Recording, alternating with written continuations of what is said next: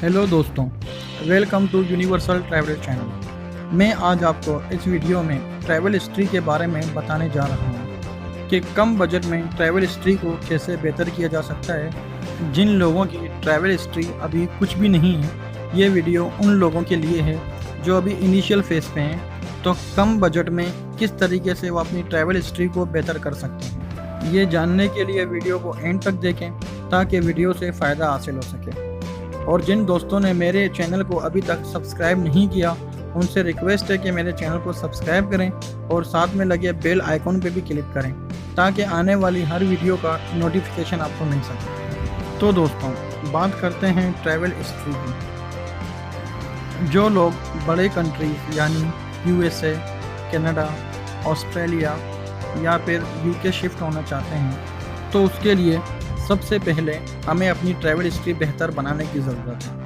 क्योंकि हम travel history इसलिए बेहतर करते हैं कि हम कभी भी बड़े ममालिक का अगर वीज़ा अप्लाई करते हैं, जिनमें यूके, यूएसए, कनाडा, ऑस्ट्रेलिया शामिल है, अगर उनका वीज़ा हम अप्लाई करेंगे एज ए टूरिस्ट या विज़िटर, तो सबसे पहले मैं आपको ये बता दूँ, टूरिस्ट और विज़िटर में फ़र्क होता है। विज़िटर वो होता है जो किसी भी मुल्क में कोई प्रोग्राम अटेंड करने जाता हो या अपने रिश्तेदारों के लिए मिलने जाता है और बाकायदा उसके लिए उसको उस मुल्क से इनविटेशन लेटर की ज़रूरत है। तो इनविटेशन लेटर के साथ उस मुल्क में किसी एग्जीबिशन अटेंड करने के लिए अगर आप जा रहे हैं या रिश्तेदारों से मिलने के लिए आप जा रहे हैं उस इनविटेशन के ब्याह पे, तो वो कहलाता है विज़िटर।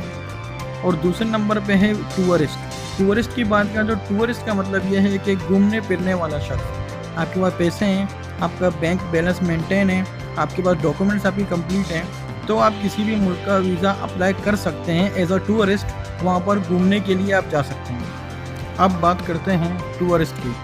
तो टूरिस्ट होने के लिए सबसे पहले टूरिस्ट नेचर का होना बहुत ज़्यादा ज़रूरी है। मिसाल के तौर पर अगर हम एकदम से ये कहें कि भाई मैं टूरिस्ट हूँ, हम टूरिस्ट हैं और हमने अपने डॉक्यूमेंट्स बनाकर किसी भी एजेंट से फ़ाइल बनाकर कनाडा के लिए या ऑस्ट्रेलिया के लिए हमने as a tourist visa apply कर दिया। अप्लाई तो हम कर सकते हैं, इसमें कोई इशू नहीं है। अगर आपके डॉक्यूमेंट्स स्ट्रॉन्ग हैं तो आप अप्लाई कर सकते हैं। ब्लैंक पासपोर्ट पे भी आप किसी भी मुल्क का वीज़ा अप्लाई कर सकते हैं। लेकिन वहाँ पर एक बहुत बड़ा सवालिया निशान ये आ जाता है कि ये फ़लाँ बंदा जिसने वीज़े के लिए अप्लाई किया है, ये बंदा टूरिस्ट नेचर का नहीं है।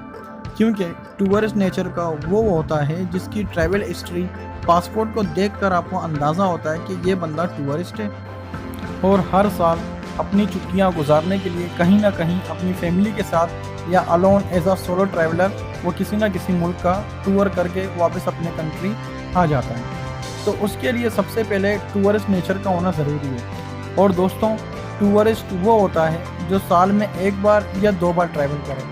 मतलब ऐसा नहीं है कि आप हर 3 महीने बाद कहीं ना कहीं ट्रैवल कर रहे हैं, फिर एकदम से आपने पासपोर्ट उठाकर ऑस्ट्रेलिया या कनाडा के लिए अप्लाई कर दिया, तो आपका वीज़ा 100% रिफ्यूज़ होगा।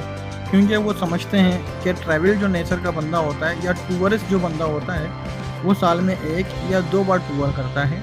वो कभी ऐसा नहीं करता कि एक महीने आप किसी मुल्क चले गए, दूसरे महीने फिर कहीं और चले गए, फिर अपने मुल्क दोबारा अगर आपने 1-2 महीना रेस्ट किया, फिर आप कहीं और चले गए और साल के आखिर में आपने बड़ी कंट्रीज़ में अप्लाई कर लिया। तो ऐसा बिल्कुल भी नहीं होता मेरे दोस्तों। क्योंकि वीज़ा ऑफिसर जो लोग होते हैं वो वहाँ बैठकर ये देखते हैं कि ये बंदा अगर जेन्युइन वाकई में ये बंदा अगर टूरिस्ट है, तो सबसे पहले ये अपने नियरेस्ट कंट्रीज़ में क्यों नहीं गया। इसीलिए दोस्तों, बड़े ममालिक में अप्लाई करने से पहले हमें अपनी ट्रैवल हिस्ट्री को बेहतर करने की ज़रूरत है, ताकि स्टेप बाय स्टेप हम चीज़ों को देखें और जब बड़ी कंट्रीज़ में अप्लाई करें तो कोई प्रॉब्लम का सामना ना करना पड़े और रिफ्यूज़ल के चांसेस भी ना होने के बराबर हों। इसके लिए हमें शुरुआत छोटी कंट्रीज़ से करनी चाहिए और अपने नियरेस्ट कंट्रीज़ से, ताकि हमारी ट्रैवल हिस्ट्री बेहतर हो और साथ में कम बजट में हो तो सबसे ज़्यादा बेहतर है। तो दोस्तों, सबसे पहले बात करते हैं श्रीलंका की। श्रीलंका का ई वीज़ा है दोस्तों। श्रीलंका का ई वीज़ा लेने के बाद श्रीलंकन एयरलाइन आप बुक करेंगे और उसके साथ अपना मुकम्मल प्लान बनाकर थाईलैंड के वीज़े के लिए अप्लाई करेंगे। मतलब कि श्रीलंका का वीज़ा आपके पास है और उसके साथ आप थाईलैंड का वीज़ा अप्लाई करेंगे और अपने प्लान को इस तरीके से बनाएंगे कि आप पहले थाईलैंड थाईलैंड के बाद आप श्रीलंका आएंगे, श्रीलंका के बाद आप अपने पाकिस्तान आना है। तो थाईलैंड के वीज़े के लिए आप अप्लाई करेंगे थाईलैंड एम्बेसी।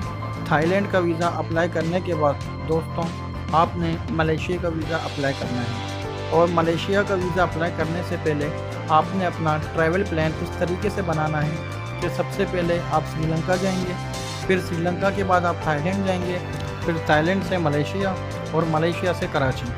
ठीक है, अगर ये वीज़ा लेने के बाद मतलब मलेशिया का वीज़ा लेने के बाद आप अप्लाई करें सिंगापुर के वीज़े की, और कोशिश करें कि सिंगापुर का वीज़ा ग्रुप में लें या फिर फैमिली के साथ में, क्योंकि अलोन सिंगापुर बहुत कम वीज़े प्रोवाइड करता है। इसीलिए एज अ सेफ साइड में आपसे कह रहा हूँ कि या तो फैमिली के साथ या ग्रुप में अप्लाई करें, तो उसमें वीज़ा लगने के चांसेस बहुत ज़्यादा होते हैं। जब आप सिंगापुर का वीज़ा अप्लाई करेंगे तो सेम उसी तरह आपने अपना ट्रैवल प्लान बना कर देना है कि सबसे पहले आप श्रीलंका जाएंगे, फिर श्रीलंका के बाद आप थाईलैंड, फिर थाईलैंड के बाद मलेशिया, फिर मलेशिया से आप सिंगापुर, फिर सिंगापुर से आप पाकिस्तान आएंगे। इस तरह ट्रैवल प्लान देने पर आपको सिंगापुर का वीज़ा मिल जाएगा। और इन 4 कंट्रीज़ का जो आप टूर करेंगे तो उसके तकरीबन 4 या 6 महीने के बाद आप दुबई का वीज़ा अप्लाई करें, और दुबई के साथ साथ अज़रबैजान का वीज़ा अप्लाई करें। अज़रबैजान और दुबई दोनों के ही वीज़े होते हैं जो कि ईज़िली आपको 2 से 3 दिन में मिल जाएंगे। फिर उसके बाद आप अप्लाई करें तुर्की के वीज़े की, और तुर्की के वीज़ा जब आप अप्लाई करेंगे तो वो आपका पासपोर्ट बाकायदा एम्बेसी में जेरिस के थ्रू सबमिट होगा, और स्टिकर वीज़ा आपके पासपोर्ट पर लग कर आएगा। और इसमें फ़्लाइट रूट आपने इस तरीके से लेनी है कि सबसे पहले आप फ़्लाई दुबई के थ्रू दुबई जाएंगे। फ़्लाई दुबई में जब आप दुबई जाएंगे तो दुबई के वीज़े के थ्रू आप दुबई में एंट्री लेंगे, और 3-4 दिन स्टे करने के बाद उसी फ़्लाई दुबई की फ़्लाइट से आप दोबारा अज़रबैजान जाएंगे, और अज़रबैजान में 3-4 दिन स्टे करने के बाद यानी अपना मुकम्मल टूर गुजारने के बाद बाय रोड आप वहाँ से तुर्की चले जाएँ, और तुर्की में अपना टूर पूरा करने के बाद यानी हॉस्टल वगैरह में गुजारने के 3-4 दिन के बाद आप उसी फ़्लाई दुबई के टिकट से आप पहले दुबई आएंगे, फिर दुबई के बाद आप सीधा पाकिस्तान आ जाएंगे। यानी एक ही टिकट में आपके तीनों मुल्क का टूर इजीली हो जाएगा, और इस टूर में भी तकरीबन आपके 1.5 से पौने 2 लाख रुपए जाएंगे। यानी साल के आखिर तक आपके 7 ममालिक का टूर लग चुका होगा। सबसे पहले श्रीलंका, फिर थाईलैंड, फिर मलेशिया, फिर अज़रबैजान, और फिर उसके बाद जो आपका सेकंड जर्नी है उसमें दुबई, तुर्की और अज़रबैजान। यानी एक साल के आखिर में तकरीबन 3-3.5 लाख में आपके 7 ममालिक का टूर हो चुका होगा। यानी इसके बाद आपकी ट्रैवल हिस्ट्री बहुत ज़्यादा बेहतर होगी, और आपका पासपोर्ट एज आ टूरिस्ट पासपोर्ट नज़र आएगा।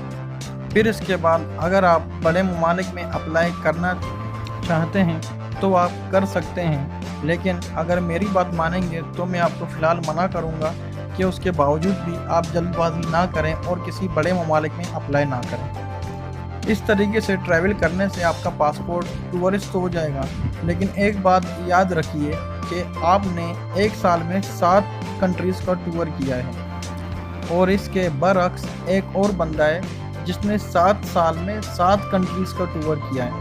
मतलब इन्हीं 7 कंट्रीज़ में जो आप गए हैं वो बंदा भी उन्हीं 7 कंट्रीज़ में गया है, लेकिन आपने टूर 1 साल में किए हैं, और जो सेकंड पर्सन है उसने 7 साल में 7 कंट्रीज़ का टूर किया है। तो दोनों पासपोर्टों में ज़मीन और आसमान का फ़र्क होगा, लेकिन इसका मतलब अर्गिज़ ये नहीं है कि आपके पासपोर्ट की वर्थ नहीं है, बल्कि आपके पासपोर्ट की वर्थ पहले से बहुत ज़्यादा होगी। और उसके बाद अगर आप किसी बड़े मुल्क का वीज़ा अप्लाई करना चाहते हैं तो आप इजीली कर सकते हैं, लेकिन उसके लिए आपने अपनी बैंक स्टेटमेंट को 6 महीने की कम से कम बैंक स्टेटमेंट को बहुत ज़्यादा स्ट्रॉन्ग करनी पड़ेगी।